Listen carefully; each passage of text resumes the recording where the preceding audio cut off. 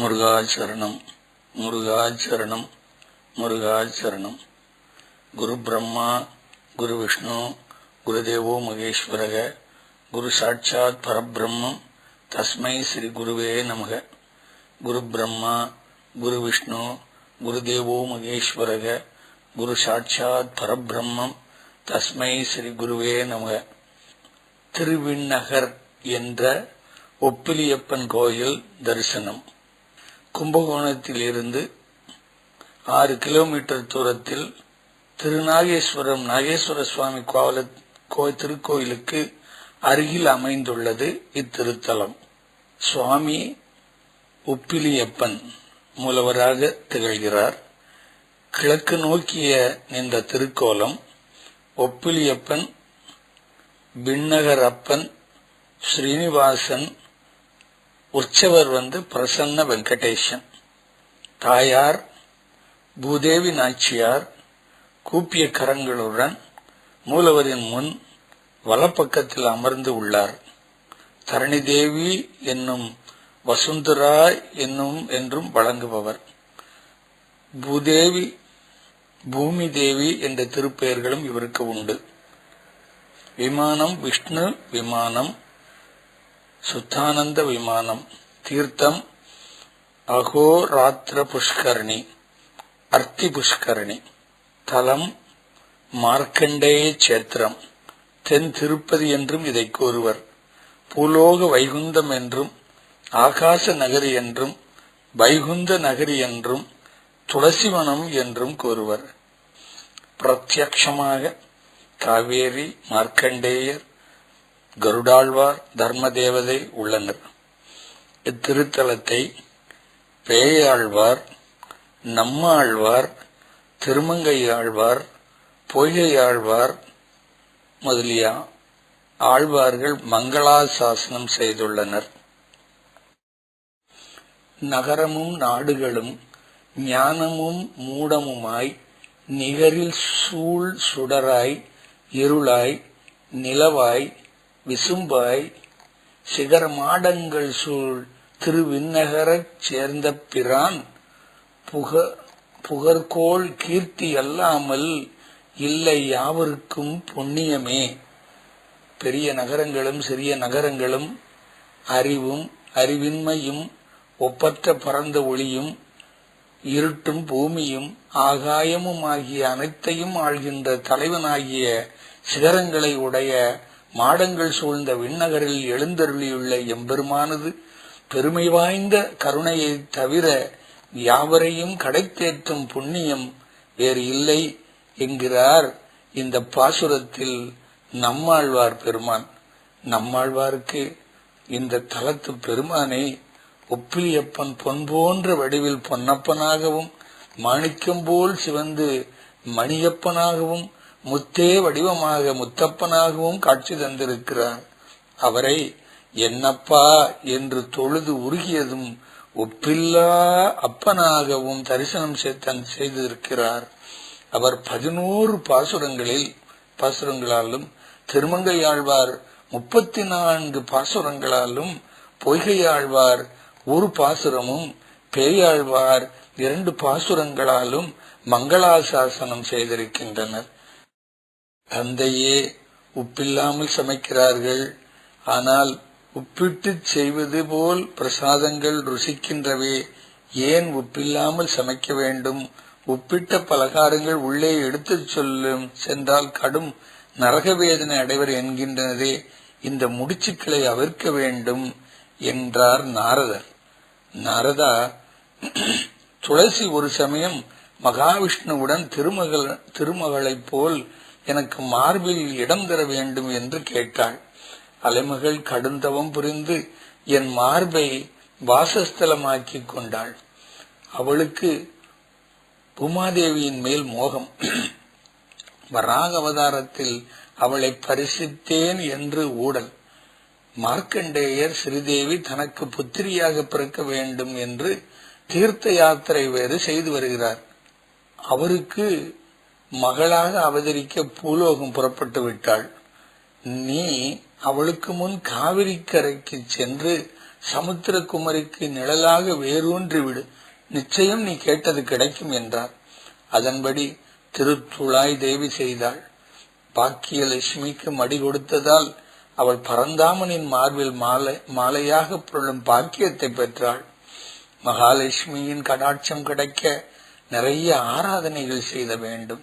ஆனால் துளசி தளத்தால் அர்ச்சித்தால் அஸ்வமேத யாகம் செய்த பலன் உண்டு.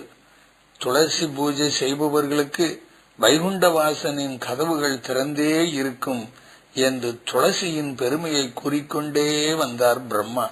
தந்தையே, ஏன் என் வினாக்களும் என்று நாரதர் ஆரம்பிக்க, அவசரம் வேண்டாம் நாரதா, தொடர்பில்லாமல் எதையும் நான் சொல்ல மாட்டேன். மார்க்கண்டேயர் திருமால் தனக்கு மாப்பிள்ளையாக வரவேண்டும் என 1000 வருடங்கள் தவமைற்று இருக்கிறார். அந்த பேர் அவருக்கு கிட்டாமல் போகுமா? திருத்துழாயின் கீழே குரல் கொடுத்த மகாலட்சுமி அவர் பார்வையில் பட்டாள். மார்க்கண்டேயர் ஆசையோடு எடுத்து அன்போடு வளர்த்தார். தேவியின் சௌந்தரியத்தைக் கண்டு தன் கண்ணே பட்டுவிடுமோ என்று அஞ்சினார் மிருகண்டு குமாரரான இவர். மஞ்சள் பட்டு பாவாடை, ரோஜா நிற ரவிக்கை, பச்சை அட்டிகை, கைகளில் பொன் வளையல்கள், காதுகளில் ஆடும் குண்டலங்கள், இடுப்பிலே பொதிந்திருந்த ஒட்டியானம், கால்களில் சத்திக்கும் கொலுசு என்று ஓடி வந்தாள் சமுத்திரகுமாரி. அப்பா, இந்த கிழவர் என்னை கல்யாணம் பண்ணிக் கொள்கிறாயா என்று கிண்டல் அடிக்கிறார் என்றார். பங்குனி வெயிலில் வியர்த்து விழித்த நிலையில் அந்த அந்தணனை ஏற இறங்க பார்த்தார் மகரிஷி. கோன் விழுந்த முதுகு, தும்பைப்பூ போன்ற நரைத்த தலைமுடி, கண் இமை மயிர்கள் கூட விழுத்து விட்டன. முன் பற்கள் கொட்டிவிட்ட நிலையில் இவருக்கு கல்யாணம் கேட்கிறதா? பெரியவரே, இன்று ஏகாதசி, திருவோண விரதமும் சேர்ந்து கொண்டது. பழங்கள் சேகரித்திருக்கிறேன், பசியாறி செல்லுங்கள். குழந்தையுடன் ஏன் இந்த வம்பு என்றார் முனிவர். சுவாமி, நிஜமாகத்தான் கேட்கிறேன், விளையாட்டு அல்ல. உங்கள் புதவியை நான் கண்ணுக்குள் வைத்து பார்த்துக் கொள்வேன் என்றார் கிழவர். மார்க்கண்டேயருக்கு வெயிலில் வந்ததினால் கிழவருக்கு புத்தி கலங்கி இருக்குமோ என்ற சந்தேகம். என்ன யோசிக்கிறீர்கள்? தாடிதான் நரைத்திருக்கிறது, ஆசை நரைக்கவில்லை. மலையை தூக்குகிற அளவுக்கு பலம் இருக்கிறது. சமுத்திரத்தையே கலக்குவேன். எனக்கு சொந்தம் என்று சொல்லிக்கொள்ள யாரும் இல்லை. பெரிய மனசு பண்ணும் ஓய் என்று சம்பிரதாயமாக திண்ணையில் அமர்ந்து விட்டார். ஏன் இந்த தொந்தரவு? முதியராக உங்கள் பக்கத்தில் இந்த 10 வயது பெண் என்றால் பார்ப்பவர்கள் சிரிக்க மாட்டார்களா? எதற்கு ஆசைப்படுவது என்ற விவஸ்தை இல்லையா?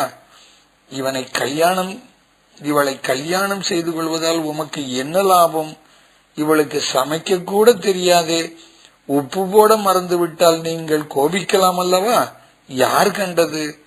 மகதே தேஸ்வியாக திகழும் நீங்கள் சாபம் கொடுத்தால் என் குழந்தை தாங்குவாளா? அதெல்லாம் சரிப்பட்டு வராது என்றார் மார்க்கண்டேய முனிவர். பூ, இவ்வளவுதானா? நான் இன்று முதல் உப்பு இல்லாத உணவையே உண்ணப் போகிறேன். உப்பு போட்டால் தானே அதிகம் குறைச்சல் என்ற பிரச்சனை. கல்யாணம் முடிக்காமல் நான் இங்கிருந்து நகர்வதாகவே இல்லை என்று எம்பெருமான் திட்டவட்டமாக சொல்லிவிட்டார். மார்க்கண்டேயர், இதில் ஏதோ உட்பொருள் இருக்கிறது என்று அதை எனக்கு காட்டிக் கொடுக்க வேண்டும் என்று பரந்தாமனை பிரார்த்தித்தபடி யோக நிஷ்டையில் அமர்ந்தார். வந்தது திருப்பார்கடல் நாதன் என்று தெளிவாயிற்று. விழிகளை திறந்தார். முதியவர் இருந்த இடத்தில் சங்கு சக்கரதாரியாக பகவான் காட்சி தந்தார். ஆனந்த பரவசத்தோடு சாஷ்டாங்கமாக நமஸ்கரித்தார் மகரிஷி. என்னை பெருமைப்படுத்த வந்தவரே, என் நிந்தாஸ்துதிகளை மன்னித்து பூமாதேவியை ஏற்க வேண்டும் என்று கோரினார். கன்னிகாதானம் கோலகலமாக நடந்தது. உப்பில்லா பண்டத்தை உகந்து நாம் ஏற்போம் என்று பெருமாள் வாக்களித்ததால் இன்றும் உப்பில்லா நைவேத்தியங்களே வகுந்த வாசனுக்கு சமர்ப்பிக்கப்படுகிறது. இதனால் அப்பெருமான் உப்பிலியப்பன் என்று அழைக்கப்பட்டார்.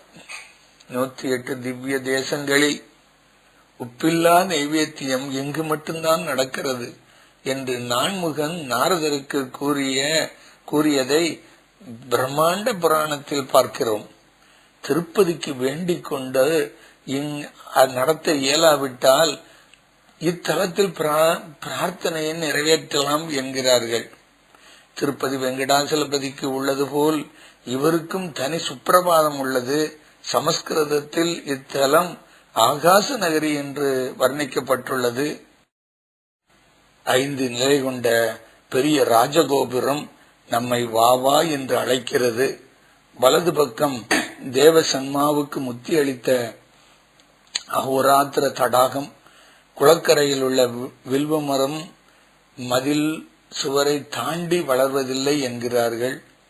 கோவிலுக்குள் வலப்பக்கம் பிரம்மாண்டமான துலாபாரம் ஒப்பு நீங்களாக மற்றவை எடைக்கு எடை அளிக்கப்படுகிறது.